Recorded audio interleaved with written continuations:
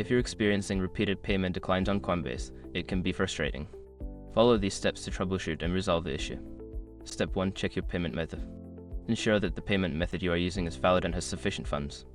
Verify that your bank account or card details are entered correctly and that there are no restrictions on your account. Step 2. Review your account status. Log into your Coinbase account and check for any alerts or notifications. Sometimes, your account may have restrictions due to security checks or verification issues that need to be resolved. Step 3. Contact your bank.